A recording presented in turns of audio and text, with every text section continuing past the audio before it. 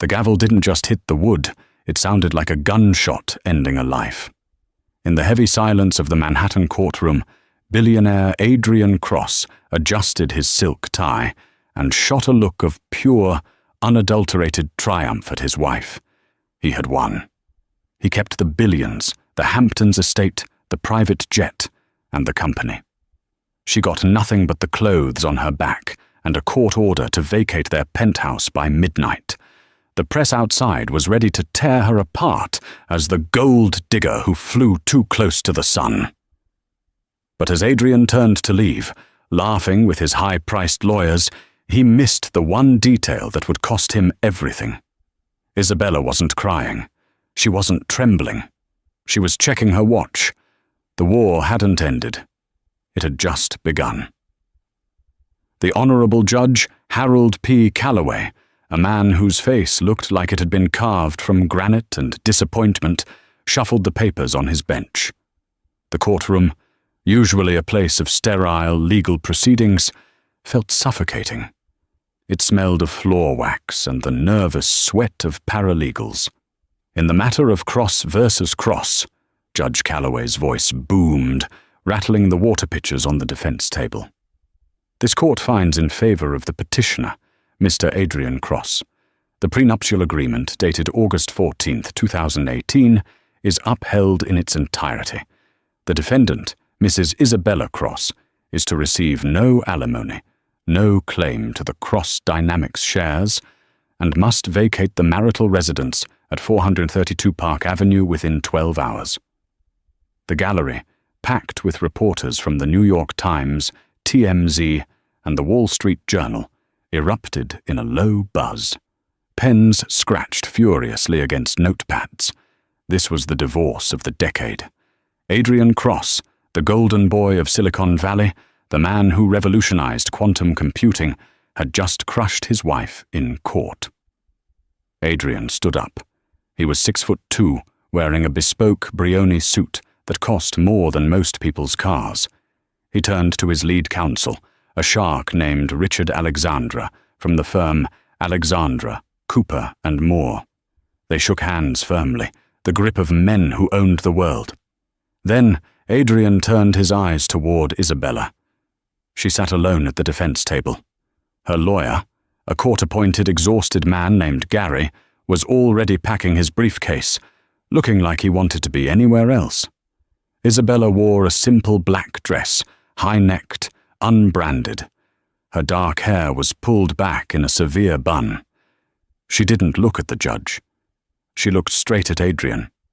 "Tough break, Bella," Adrian whispered as he walked past her table, his voice low enough that only she could hear.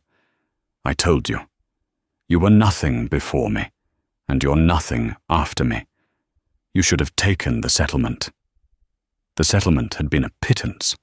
$500,000 in exchange for a lifetime non-disclosure agreement that would have silenced her forever.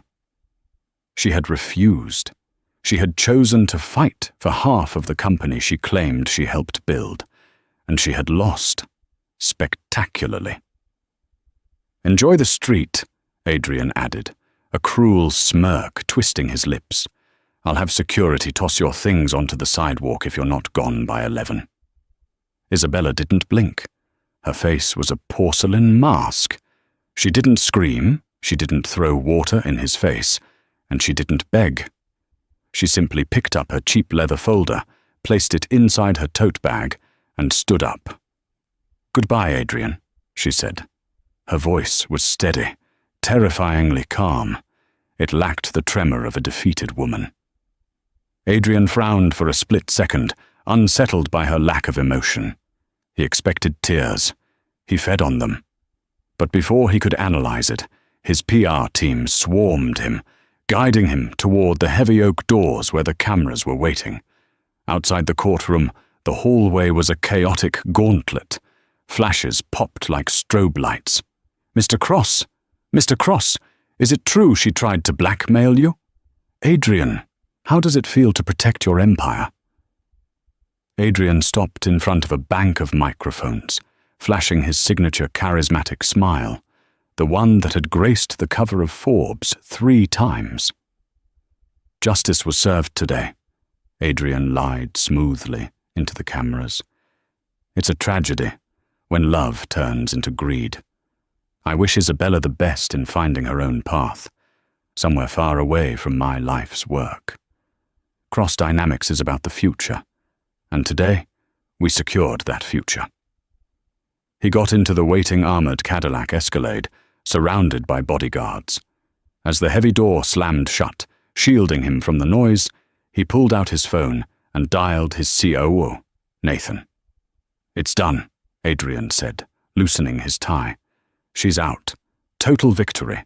The judge bought the incompetence narrative hook, line, and sinker." "Good," Nathan's voice crackled over the line. Because the board was getting nervous. If she had gotten access to the source code servers during discovery. "She didn't get access to anything," Adrian snapped, pouring himself a scotch from the car's crystal decanter.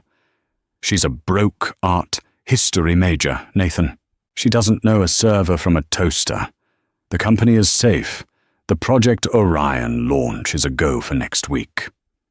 Adrian took a sip, the amber liquid burning pleasantly. He looked out the tinted window at the Manhattan skyline. He was untouchable. He had cut off the dead weight. But back on the courthouse steps, the scene was very different. Isabella emerged alone. There were no bodyguards to shield her. The paparazzi descended like vultures. "Isabella, did you marry him for the money? Isabella, are you homeless now? Hey, look over here. Give us a smile, sweetheart. You just lost $10 billion. One photographer, a man with a telephoto lens practically shoved into her face, jeered, "Back to the trailer park, huh?" Isabella stopped. The wind caught a stray lock of her hair. She looked directly into the lens of the camera broadcasting live to CNN. For a moment, the entire world saw her eyes. They weren't sad. They were cold. They were calculating. She reached into her bag, not for a tissue, but for a pair of oversized sunglasses. She slid them on, hiding her eyes, and walked through the crowd. She didn't push, but her stride was so purposeful that the sea of reporters parted instinctively. She walked to the curb. She didn't hail a taxi. She didn't call an Uber. A sleek black sedan pulled up. It wasn't a town car. It was a Mercedes-Maybach S-Class, the kind usually reserved for diplomats or royalty. The windows were tinted so dark they looked like oil. The crowd went quiet. The reporters lowered their cameras, confused. A uniformed driver stepped out, walked around, and opened the rear door for Isabella. "Destination, Mum?" the driver asked, loud enough for the nearest microphone to pick up. Isabella paused before getting in. She turned her head slightly back toward the courthouse, toward the ghost of her marriage. "The Teterboro Airport," she said clearly. "My jet is waiting." The door clicked shut. The reporters looked at each other, stunned. "Wait," one cameraman muttered. "I thought she was broke." Inside the Maybach, the silence was instant. Isabella exhaled, the first crack in her armor showing as her shoulders slumped. She pulled out a burner phone from a hidden pocket in her tote bag. She dialed a number that wasn't saved in the contacts. It rang once. "Status?" a distorted voice answered. "He won," Isabella said, watching the city blur past. "Just as we planned. He thinks I'm destitute. He thinks the prenup protects him." "And the asset?" "He has it," Isabella said, a dangerous smile finally forming on her lips. "He thinks he has the source code for Project Orion. He's going to launch it next week." "Perfect," the voice said. "Then he has exactly 7 days before the world finds out who really wrote the code." Isabella hung up and broke the SIM card in half. Adrian thought he had divorced a wife. He had no idea he had just declared war on the architect of his entire reality. The drive to Teterboro was smooth, a stark contrast to the jagged chaos of the last 6 months. Isabella leaned her head against the cool leather of the headrest. She closed her eyes, and the memories she had suppressed in the courtroom came flooding back. 5 years ago, a coffee shop in Palo Alto. Adrian was charming then, but desperate. He was a visionary with no vision, a charismatic salesman with a laptop full of broken code and a pitch deck full of lies. Isabella was the quiet one in the back of the computer lab, the scholarship student who worked 3 jobs and coded in her sleep. He had courted her, not with flowers, but with dreams. He promised they would change the world. He promised they were partners. She fixed his kernel. She rewrote his algorithms. She built the neural lace architecture that made cross dynamics worth billions. And then, the moment the IPO hit, he changed. The we became I. The partnership became a marriage, and the marriage became a cage. He isolated her. He convinced the board she was unstable. He gaslighted her until she almost believed it herself. But she had left herself a back door. The car slowed. They were at the private terminal. Waiting on the tarmac was not just a jet, but a Gulfstream G700, its white fuselage gleaming under the hangar lights. It didn't belong to Adrian. It didn't belong to Cross Dynamics. It belonged to Ethelgard, a shell company registered in the Cayman Islands that no forensic accountant on Adrian's payroll had ever found. As Isabella stepped onto the tarmac, a man in a sharp grey suit descended the jet's stairs. He was older, with silver hair and the posture of a retired general. This was Tobias, her godfather, and the only person in the world who knew the truth. "You look terrible," Tobias said gently, taking her bag. "I feel like I've been gutted," Isabella admitted, walking up the stairs. "Did you watch the verdict?" "The whole world watched," Tobias said, following her into the plush cabin. "Cross stock is up 8% in after-hours trading. The market loves a winner." Isabella sat in one of the cream-colored leather seats and accepted a glass of sparkling water. "Let them buy. It'll make the crash more spectacular." "Are you sure about this, Bella?" Tobias sat opposite her, his face serious. "Once we execute the dead man's switch, there is no going back. You will destroy him, yes. But you might destroy the company, the employees, thousands of jobs." Isabella looked out the window. "I built that company, Tobias. Every line of code in the Orion mainframe is mine. Adrian wants to launch it next week. Fine. But Orion requires a bio key to activate the final tier of intelligence. He thinks he bypassed it. He thinks his engineers cracked my encryption. And they didn't?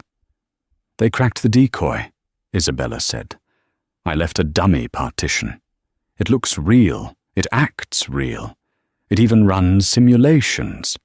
But the moment they try to scale it to the global network, the moment they try to connect it to the banking systems and the defense grids like Adrian promised the government." "What happens?" Tobias asked.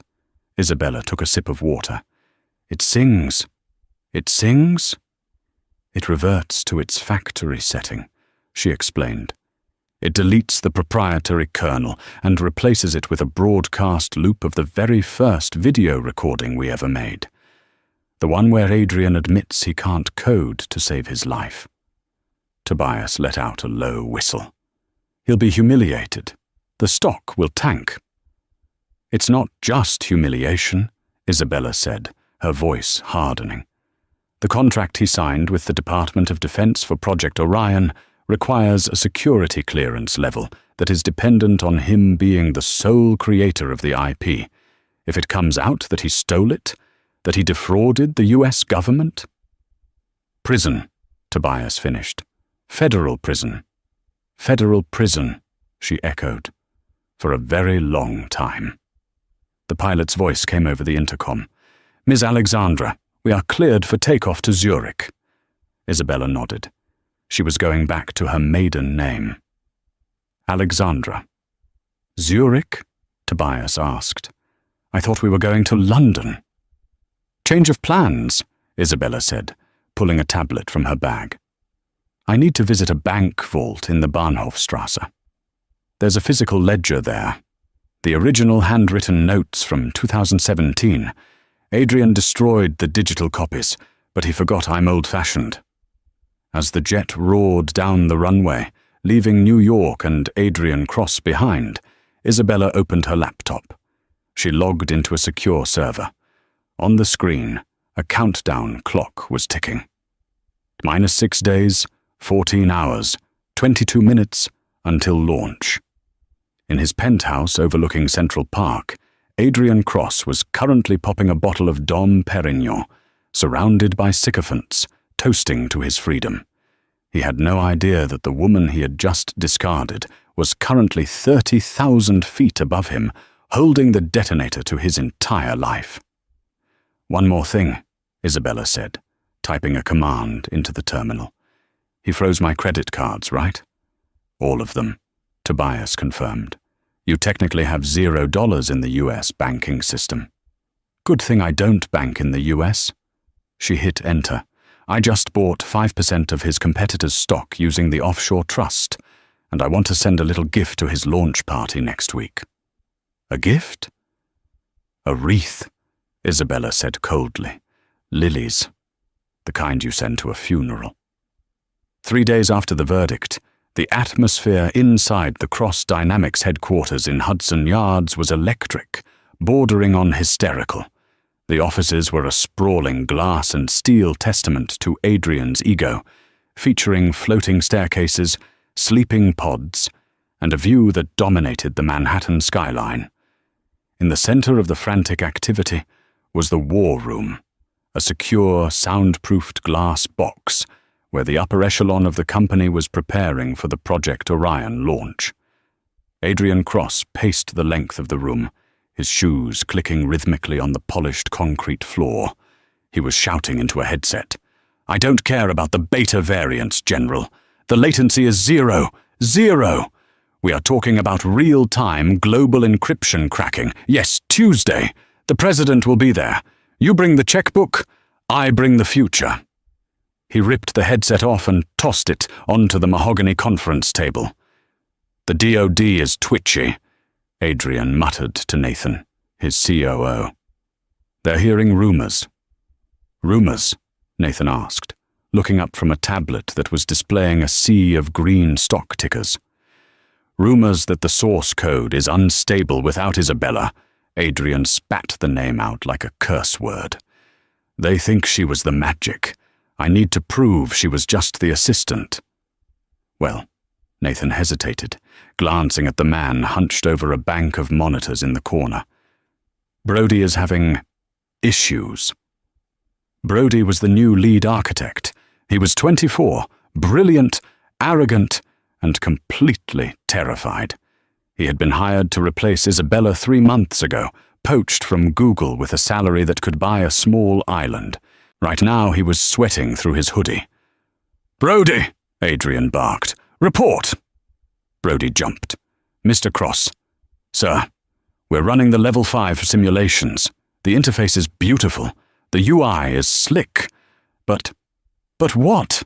Adrian walked over, looming over the young engineer. There's a ghost in the shell, sir, Brody whispered, pointing at a stream of cascading code on his screen. Every time we try to access the deep learning core, the part of Orion that actually thinks, it hits a wall, a logic loop. It asks for a key. We have the key, Adrian snapped. It's the encryption sequence I gave you. I know, Brody stammered. And it works for the surface stuff. But the core, it rejects the sequence. It's looking for a biometric signature, a specific keystroke rhythm. It's like the code has a heartbeat, and it doesn't recognize ours. Adrian felt a cold prickle of dread at the base of his neck. A heartbeat. That was something Isabella used to say. Code isn't math, Adrian. It's poetry. It has a pulse. Bypass it, Adrian ordered. I tried, Brody said. "If I force it, the system destabilizes. The cooling units on the server farm in Nevada spike to critical temperatures. If we launch on Tuesday and the government tries to push a petabyte of data through this, we could melt the hardware." Adrian grabbed Brody's chair and spun it around. "Listen to me. You overpaid, keyboard warrior. There is no melting. There is no ghost. There is only a launch on Tuesday that validates my $10 billion valuation. You have 48 hours to patch it. Write a subroutine, fake the handshake, I don't care. Just make it work." "But if you don't," Adrian leaned in, his voice dropping to a terrifying whisper, "I will ensure you never work in this industry again. I'll sue you for negligence so hard your grandchildren will be born in debt." Brody swallowed hard and turned back to his screen, typing furiously. Adrian straightened his suit jacket, composing himself. He couldn't show fear. The sharks were watching. Just then, the glass doors of the war room slid open. An assistant, a young woman named Bernice, walked in holding a large, ominous arrangement of flowers. "Mr. Cross," she squeaked, "delivery for you." "I told you, no interruptions," Nathan barked. It didn't have a return address, sir. Security scanned it. It's clean." "But the card—" Adrian looked at the flowers. They were lilies. White lilies. The kind used exclusively for funerals. A heavy, cloying scent filled the sterile room. He snatched the card from the arrangement. It was a heavy cream stock, embossed. He opened it. There was no signature. Just 3 words written in elegant cursive calligraphy. "Tick-tock, Adrian." Adrian stared at the card. His hand trembled just once. He crushed the card in his fist. "Throw this out," he yelled, startling Bernice, "and fire the security guard who let this up here. Someone is playing games." "Is it her?" Nathan asked quietly as the assistant scurried away with the wreath. "She's in a 1-bedroom apartment in Queens crying over her cat," Adrian lied, trying to convince himself. "She doesn't have the resources for this. It's a competitor. Probably Starkweather or Musk trying to rattle me." But as he looked back at the screen where Brody was struggling with the code, Adrian couldn't shake the feeling that the ghost in the machine was laughing at him. He pulled out his phone and walked to the window. He dialed a number. "Get me P.I. Miller. I want surveillance on Isabella. I want to know what she's eating, who she's talking to, and where she sleeps. Now." 4,000 miles away, the air was crisp and smelled of snow and money. Isabella walked down the Bahnhofstrasse in Zurich, Switzerland. The street was lined with the most expensive shops in the world, Cartier, Prada, Patek Philippe. But Isabella wasn't shopping. She wore a trench coat that cost more than Adrian's car, purchased an hour ago, and oversized sunglasses. She looked like every other heiress in the city, which was exactly the point. In Zurich, money was the best camouflage. She turned into a narrow side street and stopped in front of a heavy iron door with a modest brass plaque, Banque Privée de Genève. She pressed the buzzer. A camera swiveled to look at her. "Madame?" A voice crackled. "Account number 77, Alpha Zero. Authorization name, Mnemosyne," Isabella said clearly. The lock buzzed. Inside, the bank was silent as a tomb. The floors were marble. The walls were lined with dark wood. A man in a tailcoat approached her. "Frau Alexandra," he bowed slightly. "We have been expecting you. Herr Tobias called ahead." "I need access to box 404, she said. "Of course, if you will follow me." They descended into the vault. The air grew cooler. The steel walls were 3 feet thick. This was where dictators and dynasties hid their secrets. Isabella didn't have gold bars or diamonds. She had something far more valuable. The clerk unlocked the box, slid it out, and placed it on a wooden table in a private viewing room.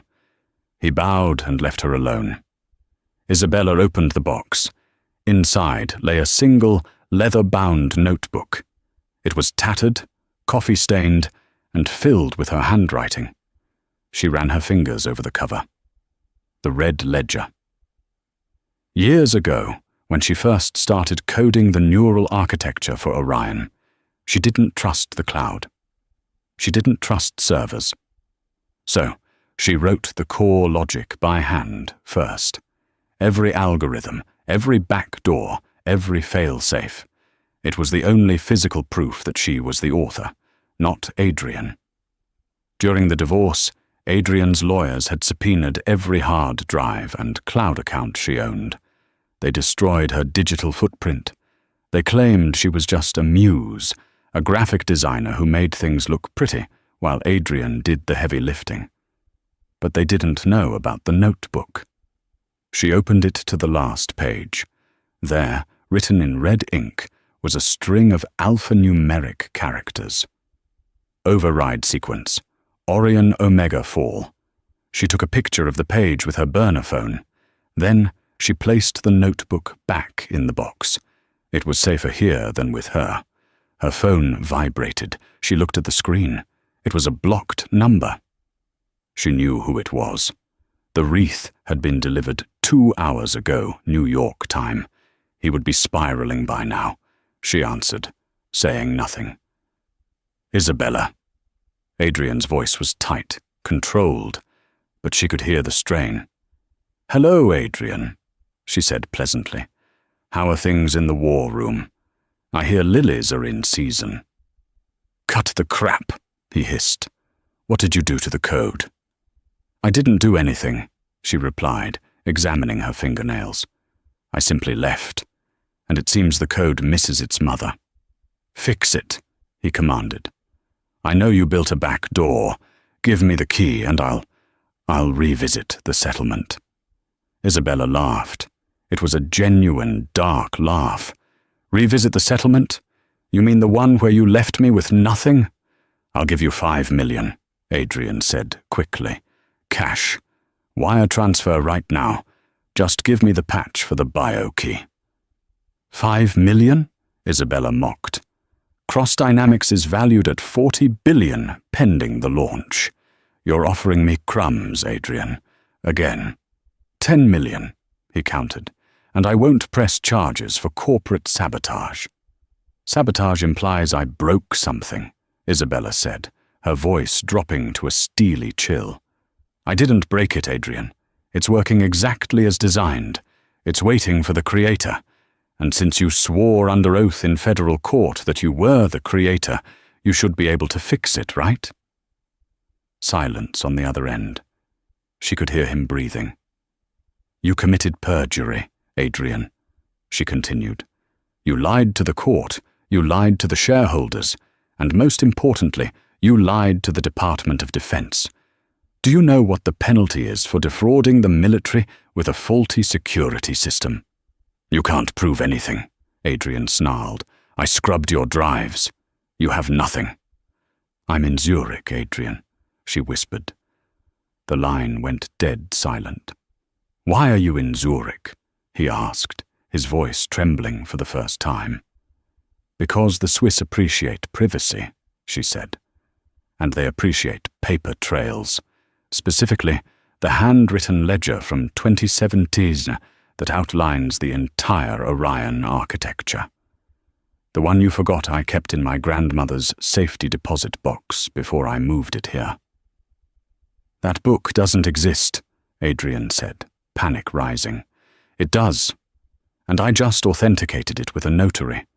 If that launch happens on Tuesday, and Orion fails, or worse, if it sings, I release the ledger to the press, and to the FBI. What do you want? Adrian screamed.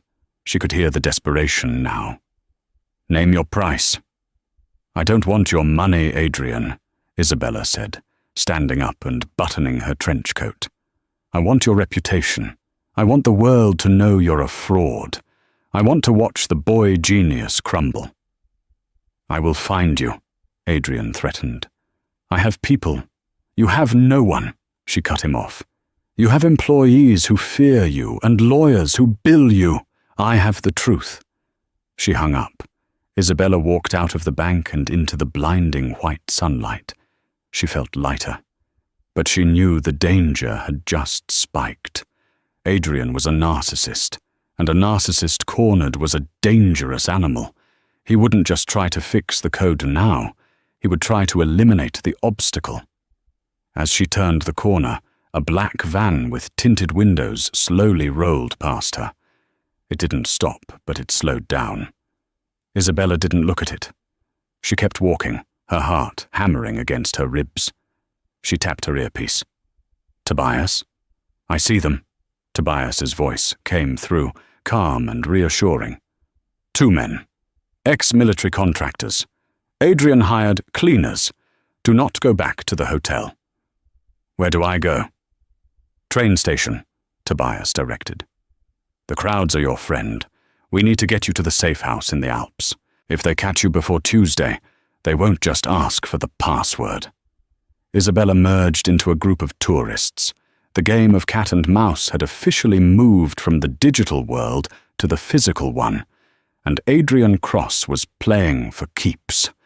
The Zurich Hauptbahnhof was a cavernous hive of activity, echoing with the announcements of trains departing for Milan, Paris, and Munich.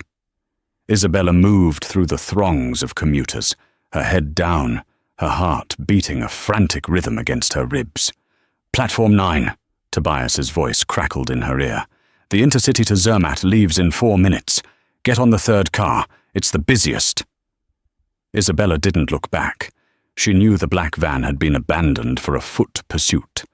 Adrian's cleaners, men who solved problems that lawyers couldn't, were somewhere in this crowd, scanning faces, looking for a woman in a beige trench coat. She shed the coat near a trash bin, revealing a dark navy parka underneath, and pulled a beanie low over her forehead. She boarded the train just as the whistle blew. The doors hissed shut, sealing her in. She found a seat near a window, sandwiched between a group of boisterous skiers and a businessman sleeping with his mouth open. As the train lurched forward, sliding out of the station, she dared a glance at the platform. 2 men in dark jackets were sprinting alongside the train. One of them locked eyes with her through the glass. He didn't yell. He didn't wave. He just stopped, pulled out a phone, and made a call. "They saw me," Isabella whispered into her collar microphone. "I know," Tobias said, his voice grim. "They can't stop the train, but they'll be waiting at the next major stop in Visp. You're not going to Visp." "Where am I going?" "There's a maintenance stop in 20 miles. It's not a passenger station. The train slows down to switch tracks for the cargo lines. You have about 30 seconds to jump." "Jump?" Isabella hissed, keeping her voice low. "Are you insane? The snow is deep there. It'll cushion the fall. If you stay on that train to Visp, you're dead, Bella. Adrian has authorized a black extraction. They'll drug you, drag you onto a private plane, and you'll wake up in a black site in Yemen with no memory of your name." Isabella gripped her bag. Inside was the laptop that controlled the back end of Orion. It was the only weapon she had. The train began to decelerate. The announcement system chimed in German, something about a signal delay. "Now," Tobias commanded. "Rear door. Emergency release." Isabella moved. She pushed past the sleeping businessman and hurried to the vestibule at the end of the car. Through the window, she saw nothing but a blur of white pine trees and grey sky. The train slowed to a crawl, the wheels screeching. She grabbed the red handle. Emergency release. She yanked it. The door hissed open, and a blast of freezing alpine air hit her like a physical blow. The ground was moving past at maybe 15 miles per hour. "Go!" Isabella jumped. She hit the snowbank hard, tumbling, the world spinning in a vortex of white powder and grey sky. She rolled, gasping as the cold bit into her lungs, and came to a stop at the base of a pine tree. The train's tail lights disappeared around the bend. Silence rushed back in, heavy and absolute. "Bella? I'm here," she groaned, checking her limbs. Nothing broken. Cold, but alive. "Look to your left. Service road." Isabella waded through the waist-deep snow. 100 yards away, an old, battered Land Rover sat idling, exhaust puffing into the frigid air. Tobias was behind the wheel. He looked nothing like the refined butler he played in New York.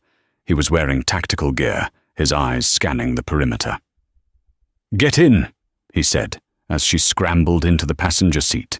"We have a 2-hour drive up the mountain. The safe house is off the grid. No cell service, no internet, except for the satellite uplink I installed." As they navigated the treacherous, winding roads up into the Alps, Isabella pulled out her laptop. She checked the system logs.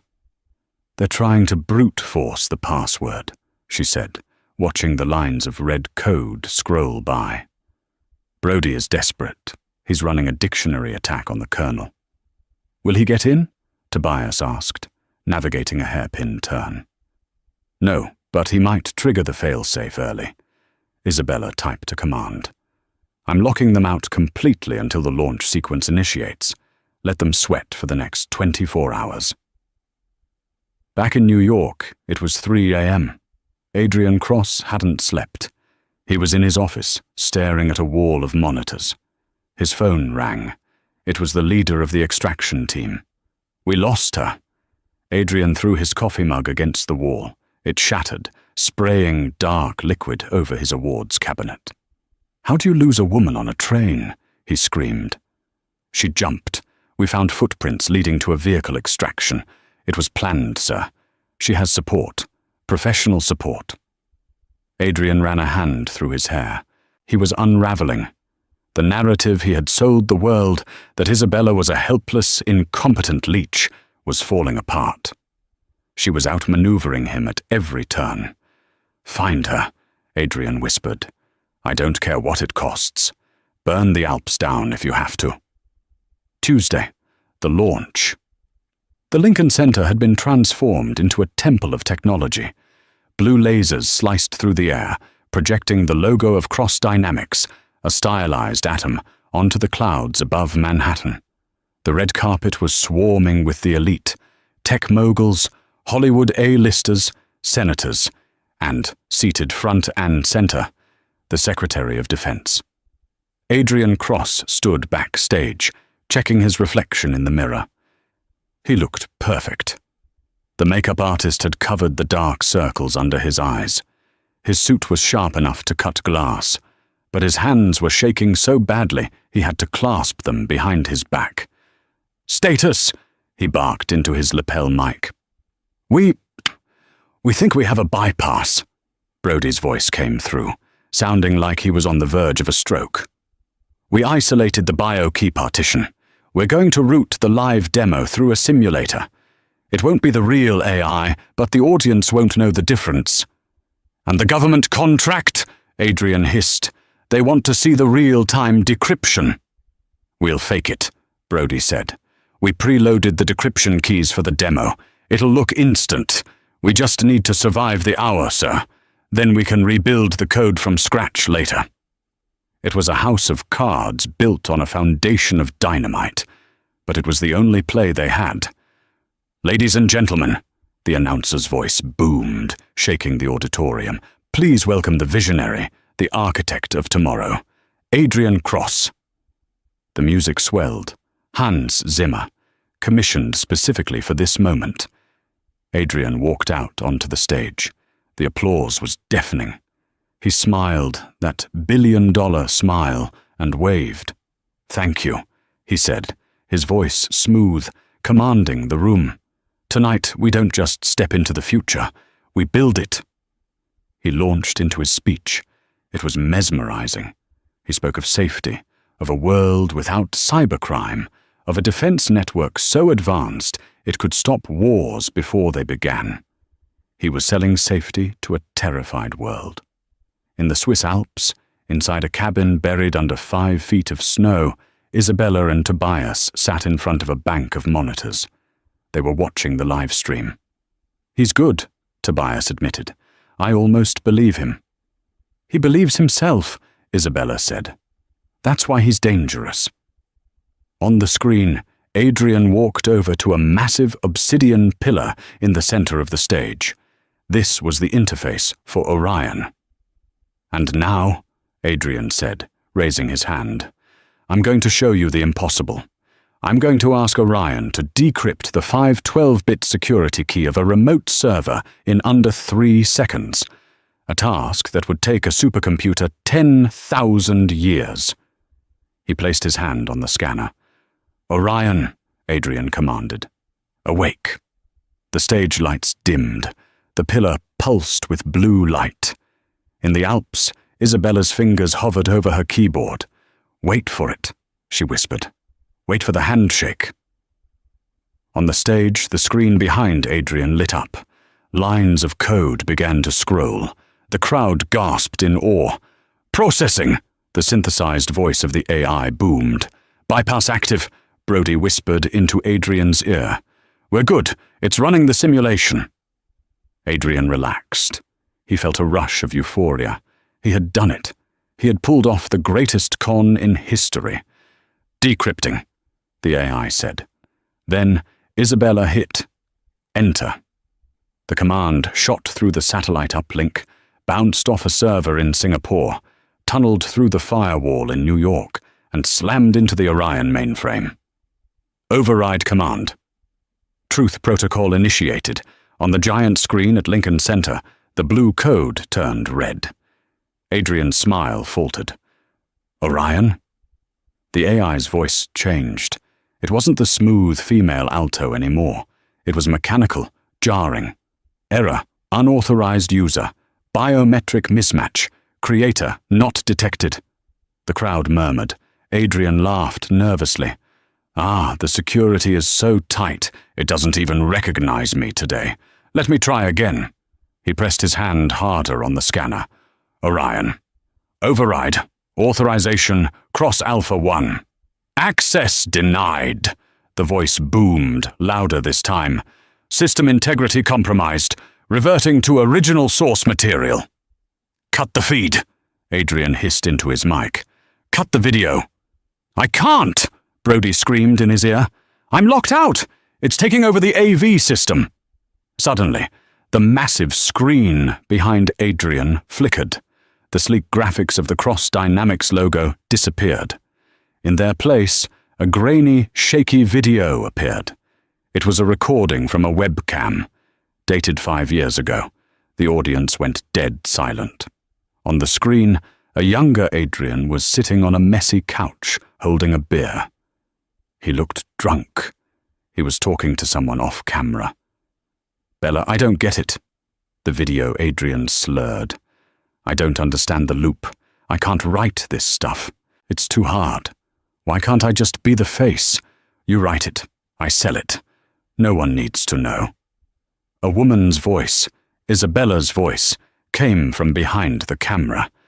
"Adrian, if we do this, we do it together. But you have to learn the architecture." "I don't want to learn," Video Adrian shouted, throwing a pillow. "I'm not a nerd like you. I'm a star. I'm going to be rich, and you're going to be the little mouse behind the curtain making me look good. That's the deal." The audience at Lincoln Center was frozen. The Secretary of Defense stood up, his face purple. On stage, the real Adrian was pale, his mouth opening and closing like a fish. This is a deep fake. This is AI manipulation. Turn it off." But the video continued. "So you admit it?" Isabella's voice asked on the recording. "You admit you didn't write the code for Orion?" "I didn't write a single line." Video Adrian laughed, raising his beer. "And I never will. That's what I have you for, babe, my little secret weapon. Now come here and stop working." The video froze on Adrian's smug, drunken face. Then text appeared over the image in bold red letters. Orion source code. Author, Isabella Alexandra. Current user, fraud detected. System lockdown. The lights in the auditorium went out completely. The only light came from the red warning on the screen. Pandemonium broke out. Reporters were shouting. Cameras were flashing blindly. The Secretary of Defense was surrounded by Secret Service agents who were aggressively moving him toward the exit. Adrian stood alone in the dark, the roar of his collapsing empire deafening him. In the Swiss Alps, Isabella leaned back in her chair. She didn't smile, she didn't cheer. She just watched the chaos unfold with cold satisfaction. "It's done," Tobias said softly. "Not yet," Isabella replied, closing her laptop. "Now comes the hard part. He has nothing left to lose, and a man with nothing to lose is capable of anything." She stood up and walked to the window, looking out at the snowstorm. "Pack the bags, Tobias. They'll track the signal. We have to move." The hours following the Red Tuesday launch were a blur of catastrophic velocity. Cross-dynamic stock didn't just fall, it evaporated. In after-hours trading, the valuation dropped from 40 billion to junk status. The board of directors held an emergency meeting via Zoom, screaming over one another. But Adrian wasn't there to hear it. He was in his penthouse, the lights off, watching the police sirens flicker against the ceiling like disco lights from hell. His phone was buzzing incessantly. The Department of Justice, the SEC, his lawyers, his friends who were now deleting his number. He picked up a glass of scotch, his hand trembling so violently the liquid splashed onto his ruined tuxedo. He had lost. It was total, absolute annihilation. But beneath the fear, a cold rage was solidifying. He wouldn't go to prison. He was Adrian Cross. He had offshore accounts. He had a helicopter on the roof. He moved to his wall safe behind a modernist painting. He spun the dial. Empty. Adrian stared into the dark void of the steel box. The passports. The diamonds. The emergency drive with the crypto keys. Gone. In their place was a single, folded piece of paper. He snatched it up, unfolding it with frantic fingers. It was a receipt. A donation receipt. "Thank you for your generous donation of $15,000, all bearer bonds and loose diamonds, to the Women in Tech Scholarship Fund. Signed, the board." And at the bottom, a sticky note. "I told you, Adrian. I helped you build this life. I can help you dismantle it. Isabella!" he screamed, the sound tearing from his throat, raw and primal. The elevator chimed. It wasn't the police. Not yet. The doors slid open. Adrian spun around, grabbing a heavy brass statue from the table, ready to swing. But it wasn't the FBI. It was Nathan, his COO, looking pale and disheveled. "The helicopter pilot is gone, Adrian," Nathan said, his voice hollow. "He quit, said his check bounced."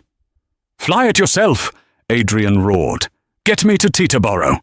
"It's over," Nathan said, tossing his badge onto the floor. "The feds are in the lobby. They have a warrant for wire fraud, embezzlement, and perjury. And they have the ledger." Adrian froze.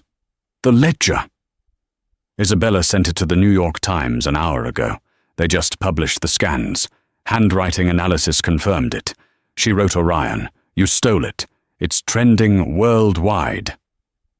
Adrian dropped the statue. It clattered loudly on the marble.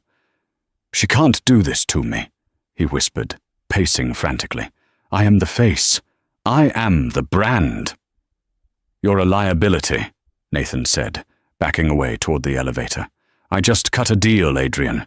I gave them the emails where you ordered the cover-up. I'm not going to jail for you." "Traitor!" Adrian lunged, but the elevator doors closed just in time. Alone again. Trapped in his glass castle. The phone on his desk rang. Not his cell. The landline. The one line he couldn't block. He stared at it. He knew who it was. He picked it up slowly. "Are you watching the news, Adrian?" Isabella's voice was clear, calm, and terrifyingly close. "You ruined me," he wept, the fight finally draining out of him. "Why? You could have just taken the money." "It was never about the money," Isabella said. "It was about the credit. It was about the fact that you looked me in the eye and told me I was nothing.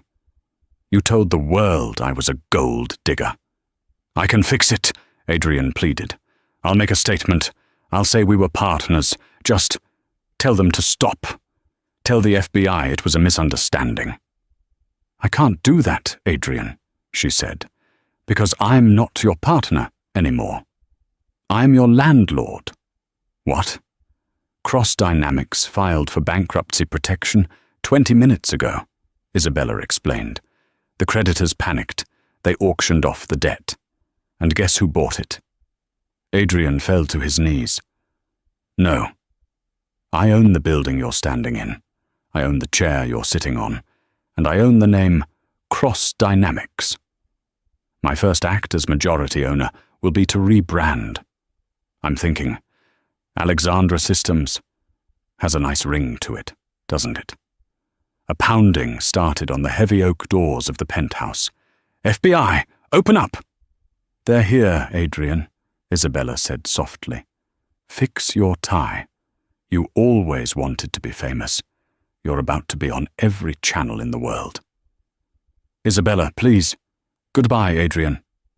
The line went dead. The doors burst open. Agents in windbreakers swarmed the room. Flashlights blinded him. Adrian Cross, the man who wanted to be a god, was shoved face first onto the Persian rug he no longer owned, handcuffs clicking shut around his wrists. 6 months later, the courtroom was different this time. It wasn't the high-pressure cauldron of Manhattan. It was a federal sentencing hearing.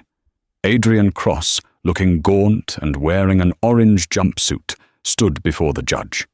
He had pleaded guilty to 17 counts of fraud. His high-priced lawyers had abandoned him when the money ran out. He was represented by a public defender. "Mr. Cross," the judge said, peering over his glasses, "your actions have defrauded investors of billions and compromised national security. You are sentenced to 25 years in federal prison without the possibility of parole." The gavel banged. Adrian didn't look back at the gallery. There was no one there for him anyway. Thousands of miles away, on the terrace of a villa overlooking Lake Como, Isabella watched the verdict on a tablet. She took a sip of espresso. The air smelled of jasmine and pine. "Justice?" Tobias asked, setting a plate of pastries on the table. "Closure," Isabella corrected. She closed the tablet cover, the black screen reflecting her face. She looked younger, lighter.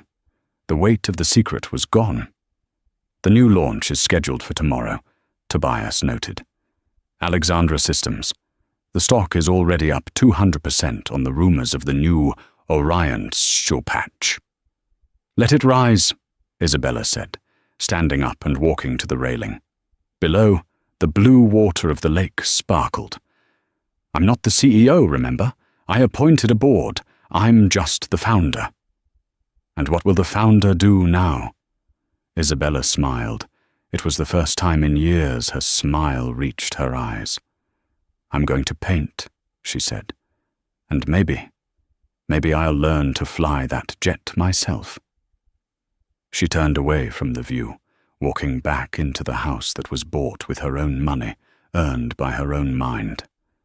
She had walked through the fire and come out not just unburnt, but forged into steel. She had lost the divorce case, but she had won her life. And that is the story of how one underestimated woman took down a billion-dollar empire without throwing a single punch. It's a reminder that true power isn't about how loud you can shout, but about what you know and the receipts you keep. Adrian Cross thought he could erase Isabella, but he forgot the golden rule of the digital age. You can delete a file, but you can never delete the truth. What would you have done if you were Isabella? Would you have taken the settlement, or would you have burned it all down for justice? Let me know in the comments below. If you enjoyed this story of high-stakes revenge and instant karma, please smash that like button. It really helps the channel grow. And don't forget to subscribe and hit the notification bell so you never miss a new story.